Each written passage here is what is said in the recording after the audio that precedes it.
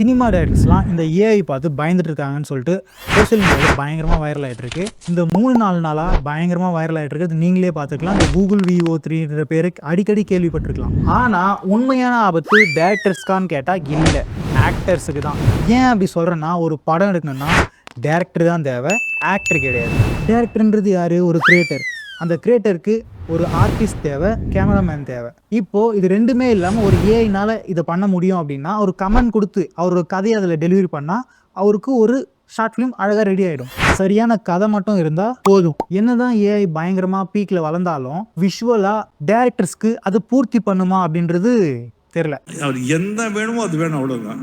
ஆனால் ஒரு படம் எடுக்கிறதுக்கு முன்னாடி இதுதான் என்னோட கதை அப்படின்னு சொல்லிட்டு விஷுவலைஸ் பண்ணுறதுக்கு, அதாவது அனிமேட் பண்ணுறோம்ல, இது நம்ம கமெண்ட் மூலியமாகவே அனிமேட் பண்ணி ஒருத்தருக்கு, ஒரு ப்ரொடியூசருக்கு அப்ரோச் பண்ணுறதுக்கு இது ஹெல்ப்ஃபுல்லாக இருக்கும். இதுக்கு முன்னாடி நிறைய வீடியோவை ஏஐ ஜென்ரேட் பண்ணி இருக்கு. பட் இந்த கூகுள் VO3 பற்றி மட்டும் ஏன் அவ்வளோ பார்த்து எக்ஸைட் ஆகிட்டு இருக்காங்க இன்ஃப்ளூயன்சர்லாம் அப்படின்னு கேட்டால், இதுக்கு முன்னாடி இருந்த ஏஐலாம் ஒரு வீடியோ ஜென்ரேட் பண்ணா வீடியோ மட்டும்தான் ஜென்ரேட் பண்ணும். பட் இந்த கூகுள் VO3 என்ன பண்ணுது அப்படின்னா, ஆடியோ, பேக்ரவுண்ட் நாய்ஸ்லேருந்து, பேக்ரவுண்ட் மியூசிக்லேருந்து அந்த கேரக்டர் என்னென்ன பேசுதுன்ற வரையும் அதுவே ஜென்ரேட் பண்ணி கொடுக்குது. இதுதான் பெரிய விஷயமா பார்க்குறாங்க. இப்போ இருக்கிற இன்ஃப்ளூயன்சர்லாம் இதை தான் ட்ரெண்ட் பண்ணிட்டு இருக்காங்க. Don't have 6 fingers.